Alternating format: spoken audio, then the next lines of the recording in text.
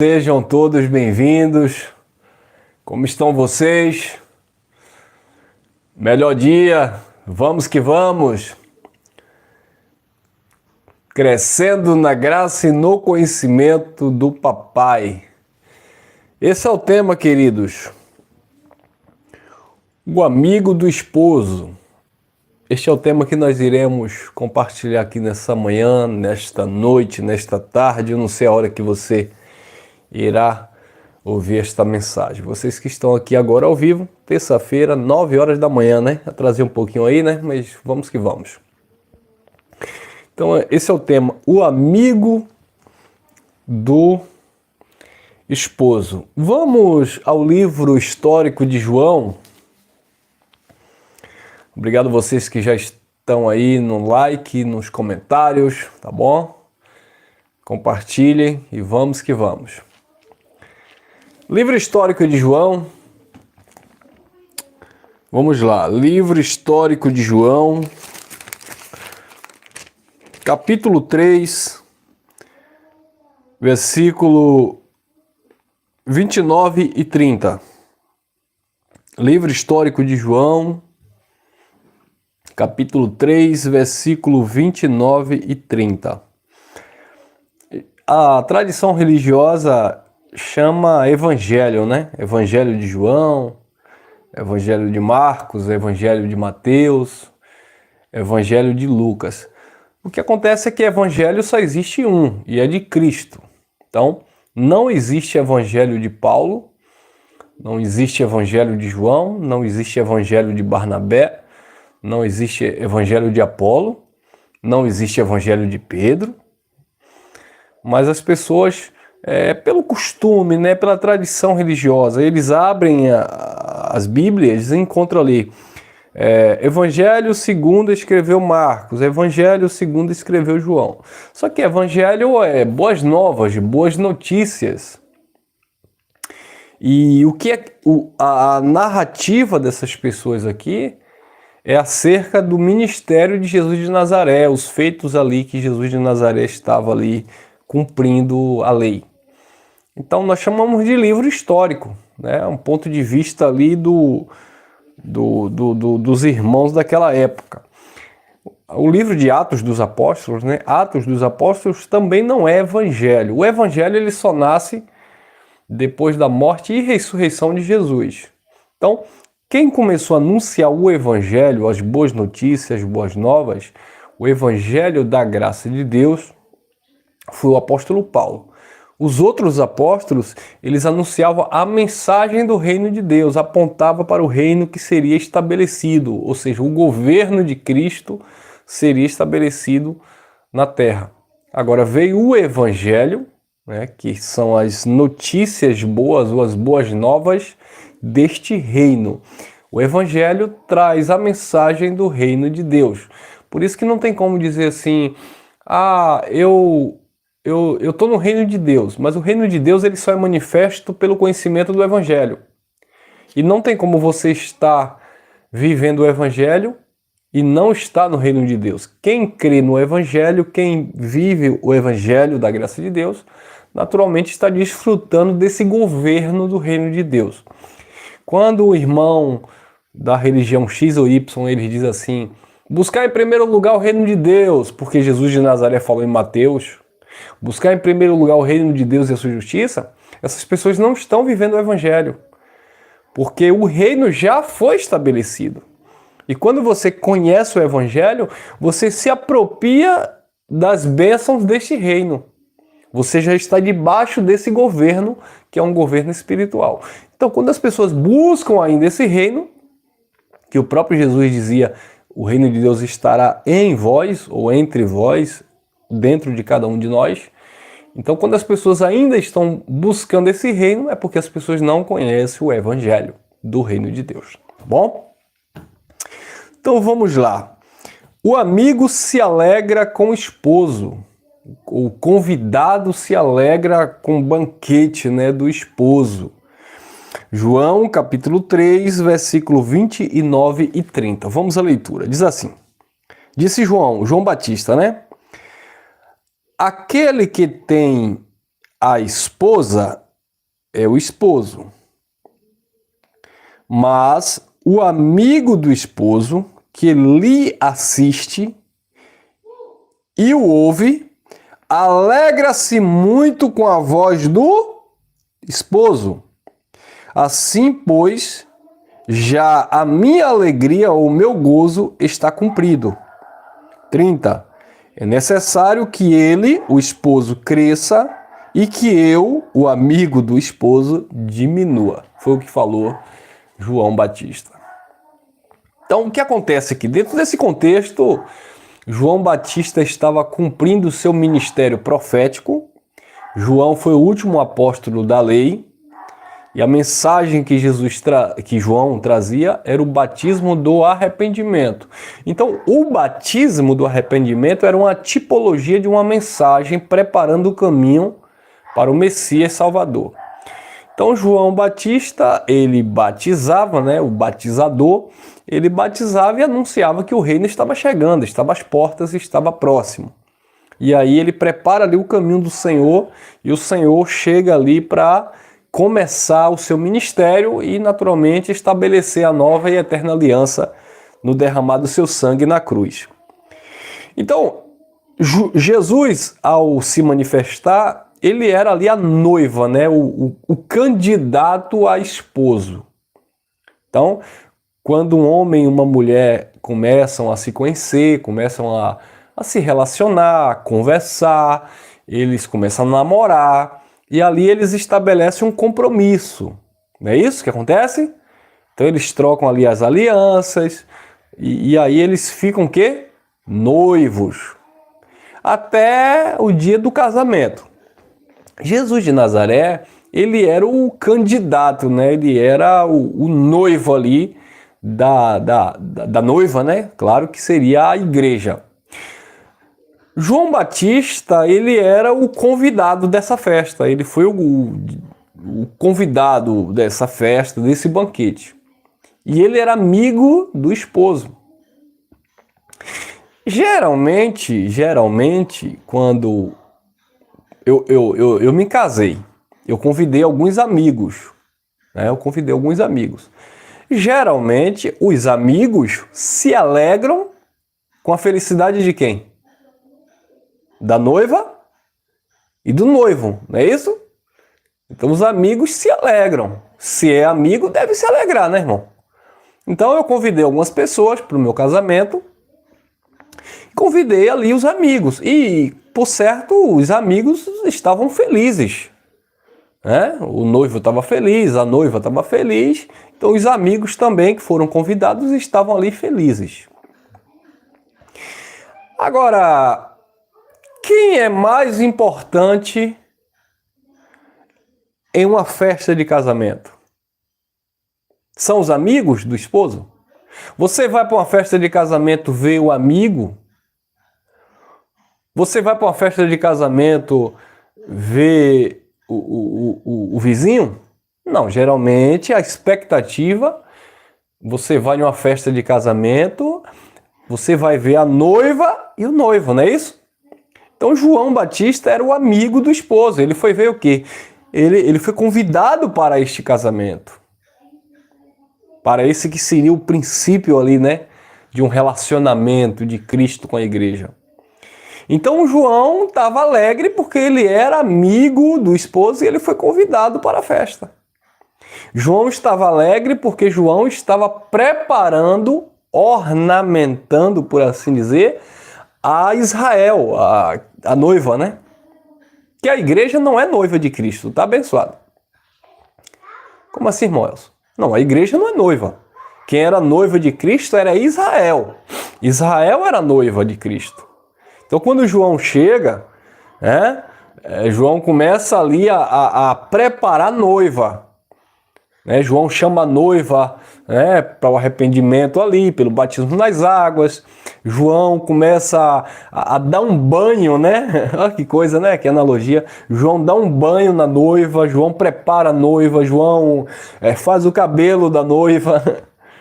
João maqueia no bom sentido, né, da palavra. João embeleza, por assim dizer, a noiva. A noiva tá lá toda suja, toda desmantelada. E aí João diz: olha, arrependei-vos. O noivo tá chegando, não é isso?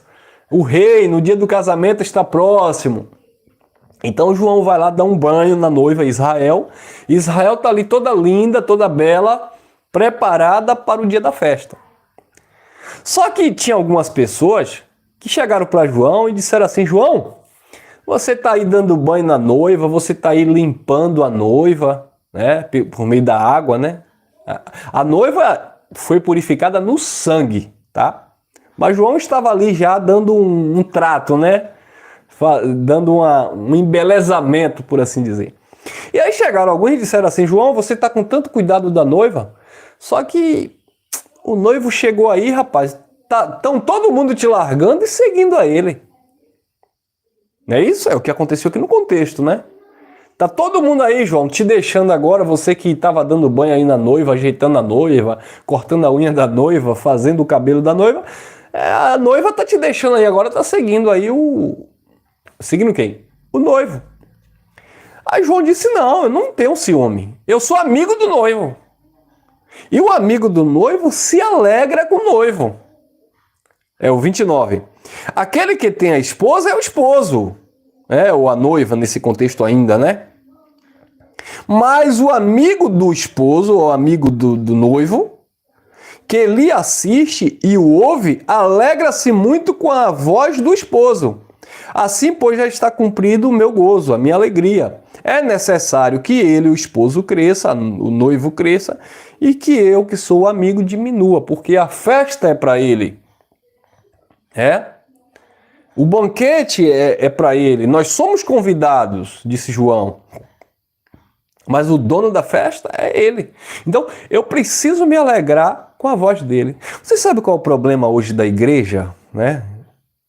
O problema da igreja hoje é que a igreja, o povo de Deus, não tem prazer na voz do esposo. O esposo, porque já houve o casamento foi na cruz, a aliança eterna foi estabelecida na cruz. Na cruz houve de fato um concerto, né? Na cruz houve de fato uma instituição de um casamento espiritual, Cristo e a igreja. O problema é que a igreja, que o povo de Deus não se alegra com a voz do esposo. O problema é que hoje a esposa, né, que não é mais noiva, o problema é que a esposa, a igreja, não tem prazer na voz do noivo. Queridos, imagine que duas pessoas estão ali namorando, estão planejando o casamento.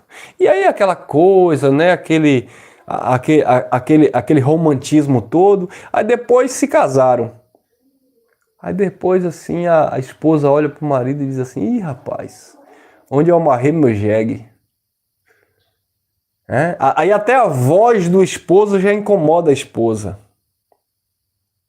Ou vice-versa, mas aqui a gente está falando de Cristo e da igreja. Então a voz do esposo já começa a incomodar a esposa. É isso que acontece hoje com a igreja. Você sabia que a voz de Cristo incomoda a igreja? Porque Cristo diz isso.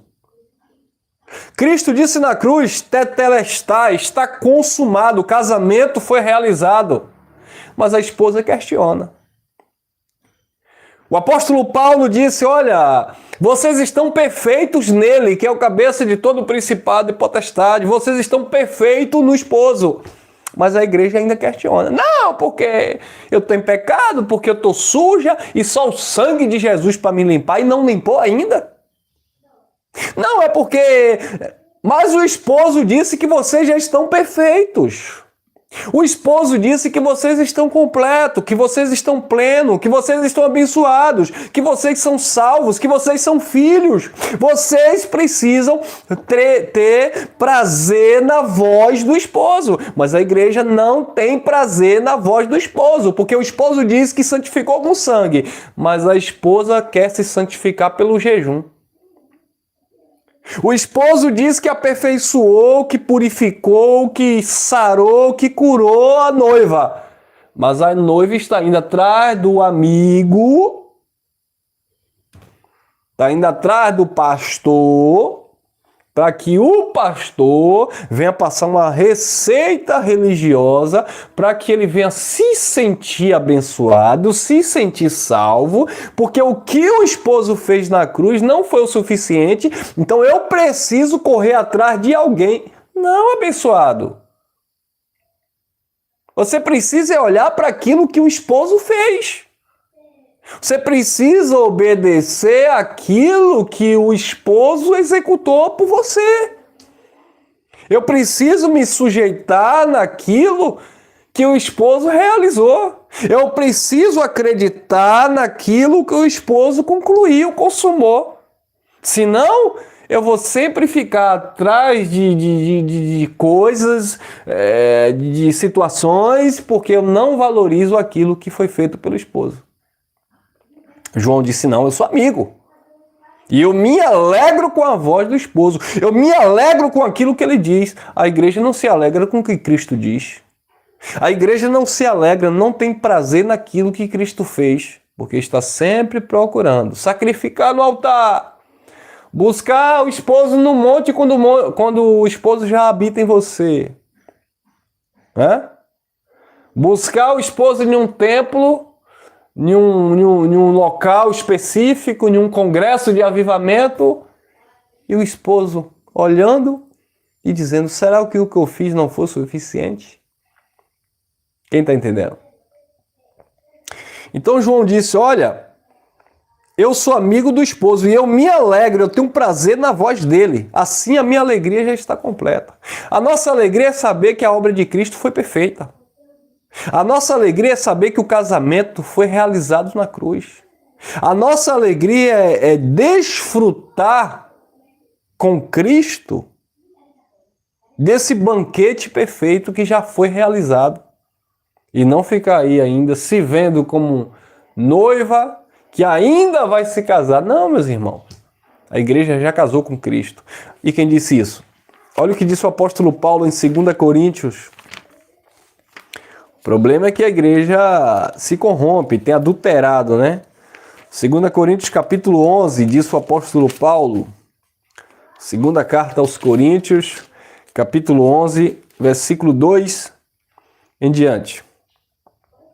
Porque eu estou zeloso de vós com zelo de Deus, porque vos tenho preparado para vos apresentar como a virgem pura a um só marido, a saber, Cristo. Porque eu estou zeloso e eu estou com cuidado de vocês para vos preparar para apresentar vocês a um só marido como a virgem pura, a Cristo. Assim como João Batista era o amigo do noivo que preparou ali no batismo nas águas a noiva, e ele se alegrava com a voz do noivo, o apóstolo Paulo também, como amigo, né, agora do esposo, ele diz, agora eu preciso preparar vocês, eu preciso trazer esse entendimento para vocês se alegrar, e vocês precisam estarem como uma virgem pura para esse marido.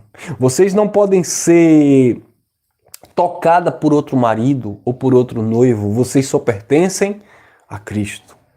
Você faz parte de Cristo. Você é propriedade de Cristo. Foi Ele que te chamou, foi Ele que te elegeu, foi Ele que te abençoou, foi Ele que te salvou, porque dele, por Ele, para Ele são absolutamente todas as coisas. Nada nos separará do amor desse marido, desse esposo, nem a morte, nem os principados, nem as potestades, nem os anjos, nem o passado, nem o presente, nem o futuro, nem a peste, nem a fome, nem a espada. Absolutamente nada nos poderá separar deste grande amor amor, disse o apóstolo Paulo, amor esse que nos constrange, amor esse que nos deixa sem jeito, porque não é por merecimento nosso, mas ele nos amou primeiro, disse Paulo, se entregou por nós, quando a esposa, a noiva, ainda estava suja, quando a noiva ainda estava em pecado, quando a noiva ainda estava impura, quando a noiva ainda estava lá separada, quando a noiva ainda estava corrompida, quando a noiva ainda estava em adultério, ele chamou, purificou, santificou, abençoou com todas as sortes de bênção, casou com essa noiva e hoje o casamento está perfeito. E Paulo disse, eu estou preparando vocês para apresentar vocês como essa virgem pura a um só marido. Dentro da cultura do judaísmo, da lei de Moisés, a virgem era prometida ao esposo e eles se comprometiam e se casavam virgem. Se porventura a moça já tivesse sido tocada por outro homem e ela dissesse para o pretendente que ela era pura, e na noite lá o noivo descobrisse que de fato ela já tinha pertencido a outra pessoa, segundo a lei, aquela mulher, aquela moça tinha que ser apedrejada. Aí Paulo diz, vocês não podem pertencer a outro, porque senão vocês vão ser apedrejados. Vocês têm que pertencer a um só marido. Por que é que a igreja é evangélica? Porque o cristianismo é tão apedrejado. Porque você vê tanta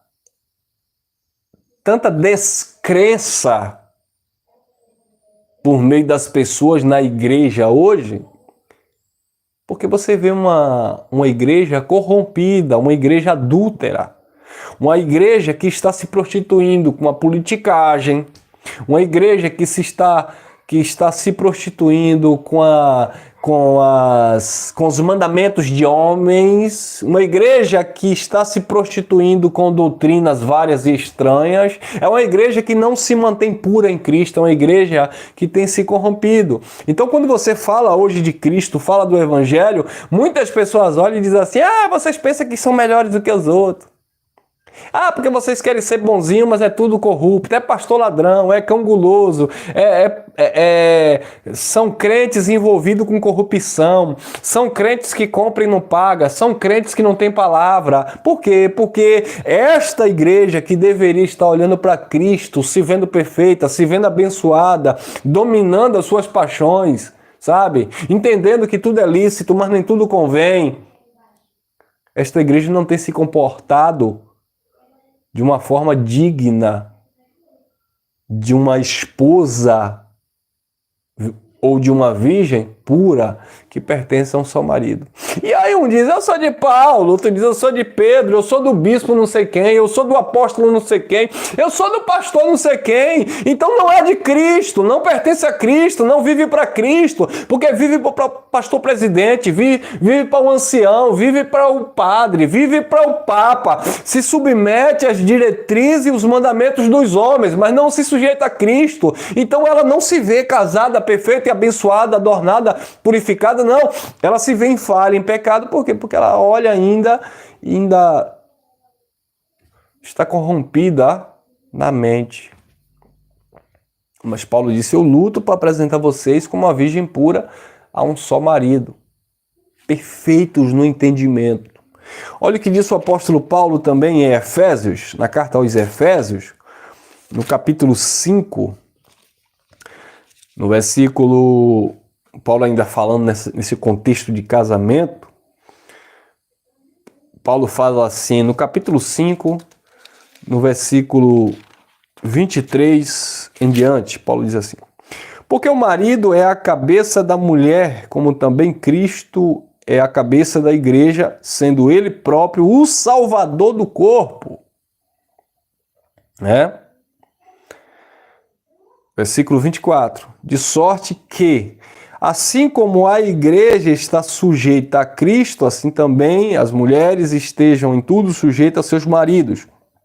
Lembrando Não em relação à igreja e Cristo, mas lembrando que em relação ao marido e à mulher, existe aqui um conceito cultural, tá? Então a gente não pode aqui pegar esse conceito que era cultural dos judeus, que é do Oriente Médio, onde a mulher não tinha voz, onde o homem era o cabeça absoluto em todos os aspectos e a mulher era submissa em todos os sentidos, tá? Então essa questão de submissão ao marido, o marido ser cabeça, hoje dentro da nossa sociedade, fora desse contexto cultural judaico, precisamos entender que é uma questão de posição de cuidado. A mulher está submissa no sentido de o homem ser o cuidador, o homem ser o provedor, o homem ser uma liderança ativa nesse sentido. Mas isso não significa que a mulher não exerça esse papel na sociedade. Até porque, se você for analisar,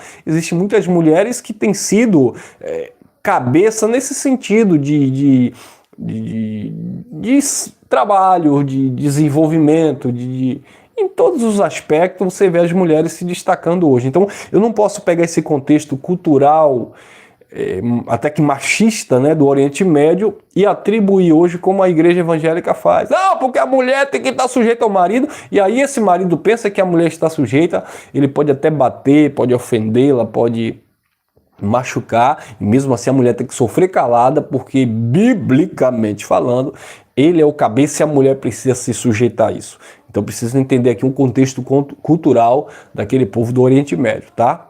Que isso não é doutrina, isso é uma cultura do casamento no Oriente Médio, como tem sido até hoje. Mas a questão de Cristo e a igreja não muda. Então, em relação de Cristo e a igreja não está presa à cultura.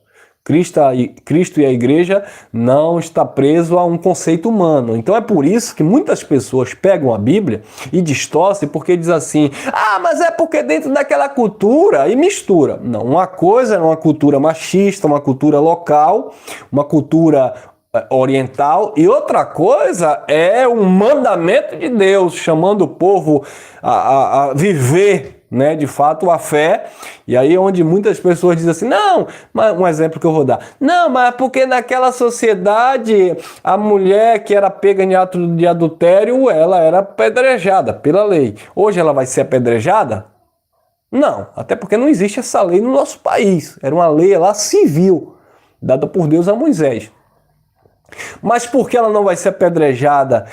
É normal a mulher ficar vivendo em adultério, trocando não, deixando o esposo e se deitando com outro, ou vice-versa? É normal o homem casado deixar sua esposa e ter aventuras fora do cônjuge? Não, não é normal. A gente pode até normalizar porque a sociedade corrompida, onde as mentes das pessoas hoje em dia é só vaidade, então a gente pode até querer normalizar isso, mas não é normal, tá? Não precisa ter uma lei que proíba, né? É uma questão até de consciência, de respeito, tá, abençoado? Você percebeu aí a ideia? Então não é porque não tem uma lei de Deus dizendo, mas também a graça não dá essa brecha para você achar que não, eu vivo mesmo da forma que eu quero. Por quê? Porque tu é um carnal, porque tu não entendeu nada de Cristo. Essas pessoas que pensam dessa forma, tá? Então Paulo está falando aqui em relação ao casamento. Aí no versículo 25 Paulo diz assim, vós maridos amai as vossas mulheres, como também Cristo amou a igreja e a si mesmo se entregou por ela. Então Cristo se entregou pela igreja, né? Cristo se deu pela igreja. 26, para quê? Para santificar, purificando com a lavagem do batismo nas águas. Não é purificando com a lavagem do batismo nas águas. Não é purificando a igreja com o batismo de João Batista. É para lavar, para santificar, purificando com a lavagem da água da palavra. Então Cristo lavou a igreja com a água limpa da palavra. 27. Para quê?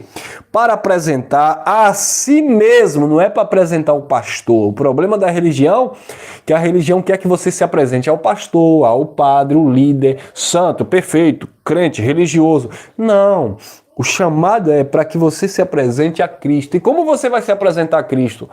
Na tua consciência. A minha consciência precisa estar pura diante de Deus. Todas as coisas são puras para os puros. Por isso que nele, disse Paulo, nós estamos perfeitos. Então, o amigo, ele se alegra com a voz do Pai. Jesus já dizia, eu não tenho chamado vocês mais de servo, porque o servo não sabe o que faz o seu Senhor. Eu tenho vos chamado de amigo, porque tudo que eu ouvi do meu Pai, eu vos tenho feito conhecer. Ou seja, aquilo que eu ouvi do Pai, Cristo se manifestou e manifestou para a igreja, para o povo. A graça de Deus é esse relacionamento de amizade, esse relacionamento, sabe, de transparência de Cristo com a igreja. Ele mostrou, a graça revelou, a graça aclareou, iluminou os nossos olhos, nos mostrou a nossa posição no Senhor. Amém, abençoados? Não existe mais mistério em relação a Deus e a igreja, porque pelo Evangelho nós temos consciência, ciência daquilo que Cristo fez, foi perfeito e para todo sempre.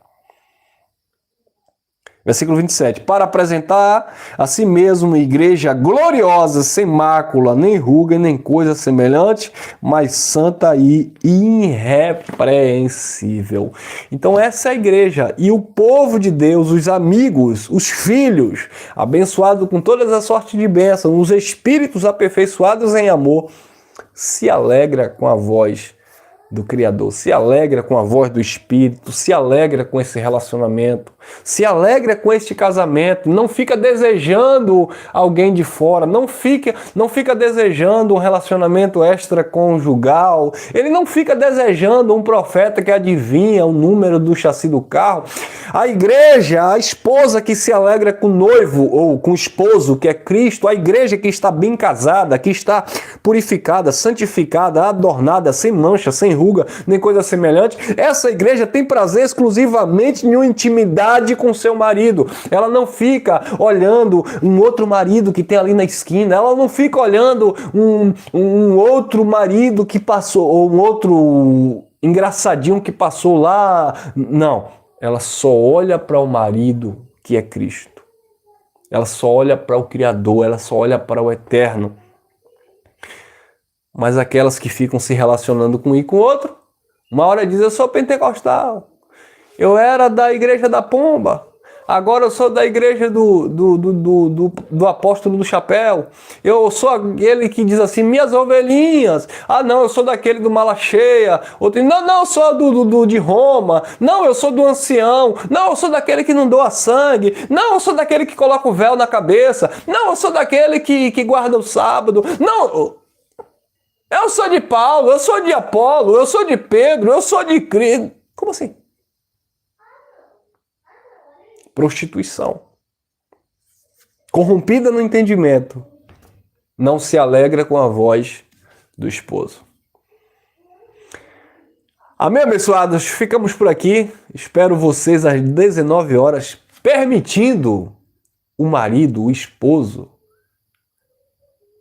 Estaremos de volta para a gente compartilhar mais uma mensagem deste esposo que cuida, que nos alimenta, que nos sustenta e nos dá prazer em viver para Ele. Esse esposo que diz assim, entra no teu quarto, fecha a tua porta, fecha a tua mente das informações externas, entra no teu quarto, no quarto da tua intimidade com Ele. Fecha a tua mente de muitas informações, de muitas vozes e ouça e se alegra somente com a voz daquele que vive e reina para todo sempre. E aí você se realiza. Você não vai ter prazer em prostituição, em buscar nas instituições, nas religiões, nos pseudos profetas, aquilo que só o esposo tem para nos dar.